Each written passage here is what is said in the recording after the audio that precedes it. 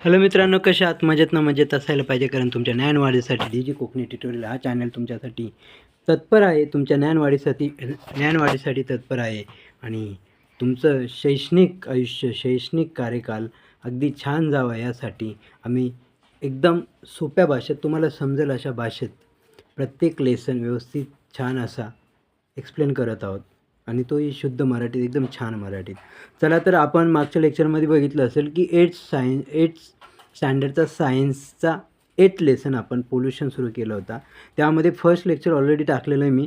आता सेकंड लेक्चरमध्ये आपण एक पॉईंट बघणार आहोत, सॉईल पोल्युशन. हा थोडा डीपली आपल्याला घ्यायचा असल्या कारणाने हा लेक्चर आपण सेकंड लेक्चरमध्ये हा पॉईंट आपण टाकतो आहे. तर त्याचं नाव आहे सॉईल पोल्युशन मित्रांनो. तर हा सॉईल पोल्युशन जो आहे, तर त्यामध्ये बघा, what is the mean by soil erosion. सॉईलचं जे इरोजन होतं मित्रांनो, ते कसं होतं, एक्झॅक्टली काय होतं, आणि what are the reasons for depletion in soil fertility. तुम्हाला माहिती आहे मित्रांनो, फर्टिलिटी काय असतं, की सॉईल जितकी फर्टाईल असते तितके क्रॉप्स छान येतात, आणि तितके धान्य जास्त असल्या कारणाने अशी सॉईल जर शेतीमध्ये असेल तर ती शेतीमधलं जे उत्पादन आहे ते खूप छान प्रकारे होत असतं, आणि अशा प्रकारे इनडायरेक्टली त्या शेतकऱ्यांना खूप फायदा होईल. आणि तुम्हाला माहिती आहे, आपला देश ॲग्रिकल्चर, कृषीप्रधान ज्याला म्हणतो आपण, हा अशा प्रकारचा देश असल्या कारणाने आपल्याकडे शेतकरी जगला पाहिजे हा दृष्टिकोन खूप महत्त्वाचा आहे. आणि शेतकऱ्याचं सर्व डिपेंड असतं ते सॉईलवर. सॉईल कशी मित्रांनो, सॉईल मॅटर करते. सॉईलची फर्टिलिटी जितकी चांगली मित्रांनो, तितकी शेती छान प्रकारे होते. पण हल्ली काय झालं मित्रांनो, डेप्लेशन होत चाललं आहे. आणि कशामुळे होत चाललं आहे, त्या काही गोष्टी आपल्याला माहिती आहे की आपल्या साधारणतः सध्या पेस्टिसाइड्स, फर्टिलायझर्स यांचा जास्त वापर होतात असल्या कारणाने. तसंच हे जे ट्रीज आहे, डिफॉरेस्टेशन मुळे या गोष्टी, सॉईल काय होतं, विंड स्टॉर्मसोबत उडून जातं, आणि त्यामध्ये सॉईलमध्ये जे छोटे छोटे कण, छोटी जे एकदम सॉईलचा जो एकदम स्मॉल लेअर आहे, स्मॉल पार्टिकल आहे, ते हवेने उडून गेल्यामुळे त्या सॉईलमध्ये जी फर्टिलिटी होती ती कमी होत जाते. असं आपण जर विचार केला तर आपल्याला माहिती आहे, या अर्थवर 29% लँड आहे. त्यामध्ये ही जी लँड आहे, काही माउंटेन्स, हिली रिजन असेल, काही डेझर्टमध्ये गेलेली आहे, ओके. आणि अशा प्रकारे जी सुरली एकदम थोडे अमाऊंटमध्ये लँड उरलेली, त्या लँडचा वापर कशासाठी केला जातो मित्रांनो, ॲग्रिकल्चर म्हणजे शेती करण्यासाठी. तर यामध्ये ती सॉईल जर पोल्यूट व्हायला लागली मित्रांनो, त्यामुळे त्याचं रिझन काय आहे, फिजिकली, बायोलॉजिकल, केमिकल प्रपोर्शन यामध्ये चेंजेस झाल्यामुळे त्याची फर्टिलिटी डिक्रीज होत गेली, आणि डिक्रीज होत जाण्यामागचं रिझन जे नॅचरल पण आहे, आणि मित्रांनो मॅनमेड पण आहे. असे दोन्ही प्रकारे, या अशा प्रकारच्या दोन्ही रिझनमुळे सॉईलची फर्टिलिटी कमी होत गेली आणि सॉईल पोल्युशन वाढत गेले.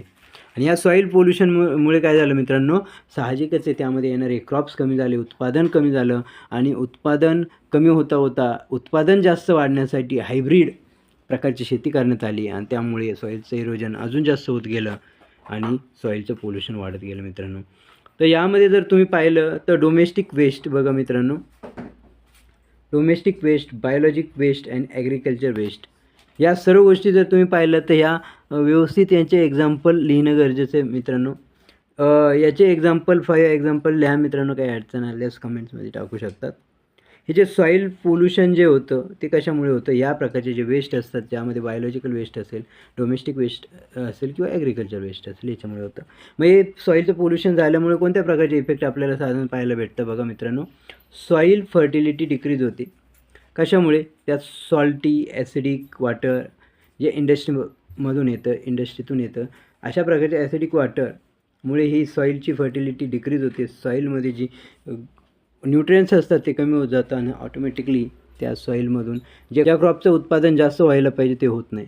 सेकंड मित्रांनो, रेडिओ ॲक्टिव्ह अदर पोल्युटन्स, हे जे फूड चेनमध्ये वापरले जातात किंवा इनडायरेक्टली आले जातात येतात, ते soil, crops, water, human body यांच्यातले जे काही पोल्युटंट आहे, किंवा यांच्या वापरामुळे आलेले पोल्युटंट आहे, हे सॉईलमध्ये गेल्यामुळे सुद्धा आपल्या सॉईलमध्ये गेल्यामुळे सुद्धा सॉईलची फर्टिलिटी कमी होते मित्रांनो. थर्ड जो इफेक्ट आहे, problem of water pollution. Water pollution जितकं वाढत चाललं आहे मित्रांनो, तितकं सॉईल पोल्युशन वाढत गेलं आहे. कारण सॉईल पोल्युशनमध्ये तुम्हाला माहिती आहे, सॉईलला वॉटर लागतं, कारण ॲग्रिकल्चर करायचं असेल तर, त्या फार्मिंग करायचं असेल, साहजिकच आहे, त्याच्यासाठी वॉटर लागतं आणि ते वॉटरच पोल्युटेड वॉटर असेल, ते इनडायरेक्टली ते पोल्युटेड वॉटर त्या सॉईलमध्ये एंट्री करतं आणि त्या सॉईलला डॅमेज करून त्याची फर्टिलिटी काय करतं, कमी करतं.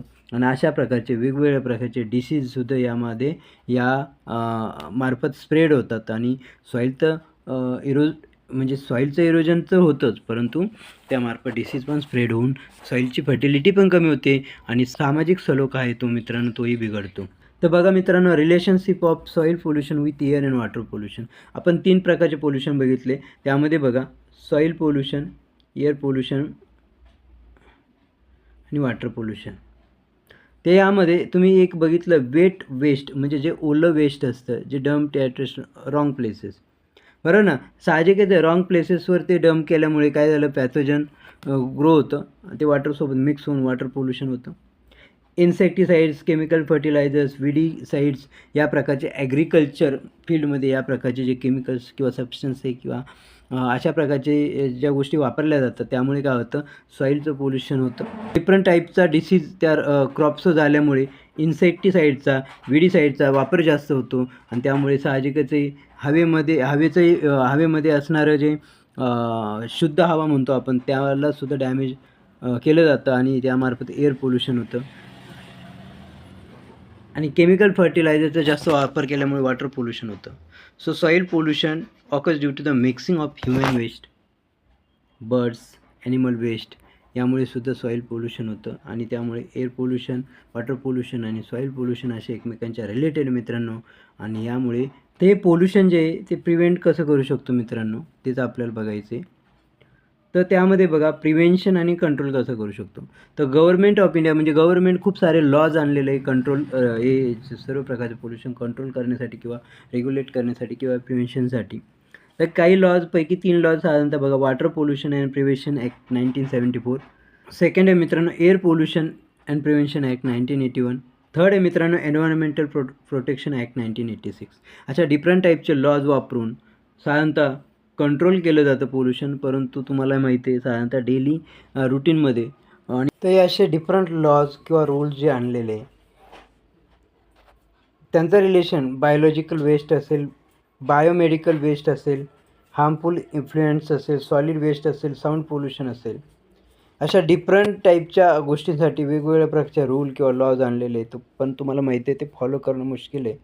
पॉप्युलेशन आपल्या इंडियाचं खूप जास्त असल्याकारणाने इनडायरेक्टली प्रत्येकजण म्हणतो की मी पोल्युशन टाळलं तर बाकीचे थोडे टाळणार आहेत.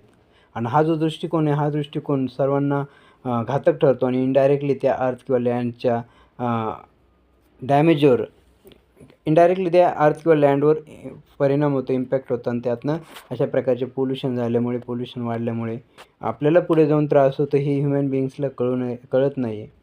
तसंच जर विचार केला तर Maharashtra pollution control board, central pollution control board हे सुपरवाईज करतात आणि इंडस्ट्रीला पण काही रूल्स देतात, लॉज देतात आणि ते रूल्स अँड लॉज फॉलो करायला भाग पाडतात आणि त्यानुसार त्याच्या अगेन्स्ट जर कोणी त्या लॉजच्या किंवा रूलच्या अगेन्स्ट कोणी काम केलं त्याच्यावर ॲक्शन पण घेतली जाते.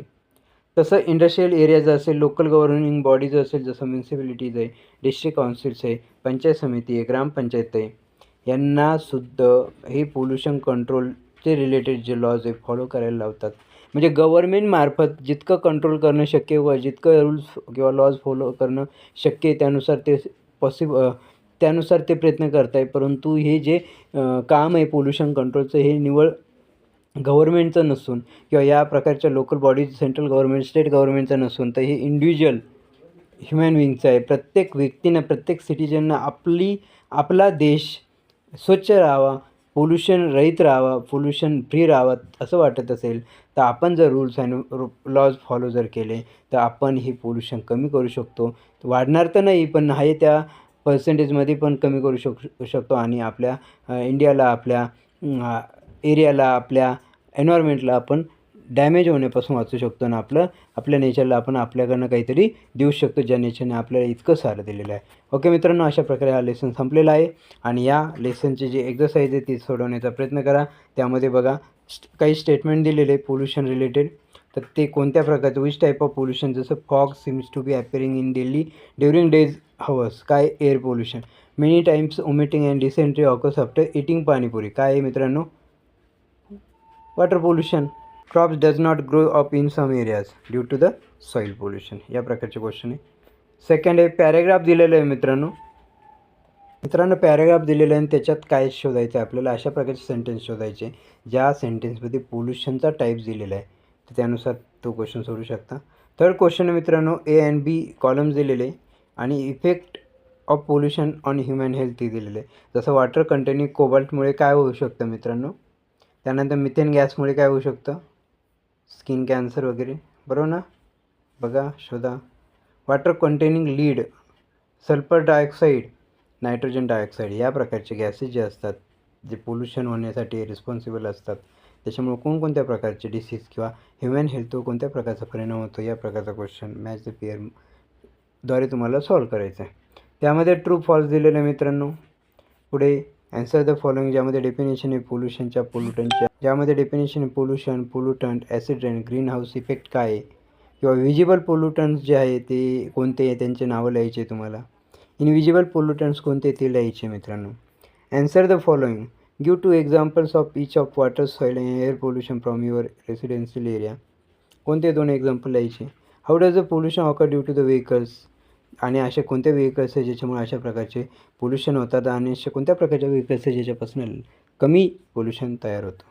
What are the natural reason for water pollution, suggest 4 preventive measures for air pollution, explain relation between green house effects and global warming. Green house effect आणि ग्लोबल वॉर्मिंगचा संबंध काय किंवा एकमेकावर कसे डिपेंड आहे लिहायचं मित्रांनो. तसंच 2 स्लोगन बनवायचे, air, water and soil pollution related 2 slogan बनवायचे, जेणेकरून आपण कसं प्रिव्हेंट करू शकतो याच्यासाठी. तसं मित्रांनो, classify the following pollutants into natural manmade categories. Sewage काय आहे मित्रांनो, dust, pollen grains, chemical fertilisers, vehicular smoke, algae, pesticide, waste of animals and birds. असे जे वर्ड दिलेले आहे, असे जे पोल्युटन्स दिलेले आहेत, त्यामध्ये नॅचरल कोणते, मॅनमेड कोणते, त्या कॅटेगरी वाईज आपल्याला काय करायचे मित्रांनो, सेपरेट करायचं. अशा प्रकारे एक्सरसाइज पण तुम्ही कंप्लीट करू शकता. ओके मित्रांनो, अशा प्रकारे हा लेसन झालेला आहे. आणि नेहमीप्रमाणे एक लक्षात ठेवा, जर आपला व्हिडिओ आवडल्यास लाईक, कमेंट, शेअर करायला विसरू नका. पहिली गोष्ट, चॅनलला सबस्क्राईब केलं नसेल तर चॅनलला सबस्क्राईब करा, लाईक, कमेंट, शेअर करा, जेणेकरून तुमच्यापर्यंत पोचलेलं नॉलेज इतरपर्यंत पोचलं पाहिजे. आणि तसंच आमचे व्हिडिओज तुमच्यापर्यंत मिळण्यासाठी जो पर्याय आहे किंवा जो मार्ग आहे तो नोटिफिकेशनचा आहे. नोटिफिकेशन ऑन करा, जेणेकरून आमचे व्हिडिओज पडल्यास तुम्हाला लगेच पाहायला भेटतील आणि तुमच्या नॉलेजमध्ये, ज्ञानामध्ये वाढ होऊन जाईल. ओके मित्रांनो, धन्यवाद. थँक्यू.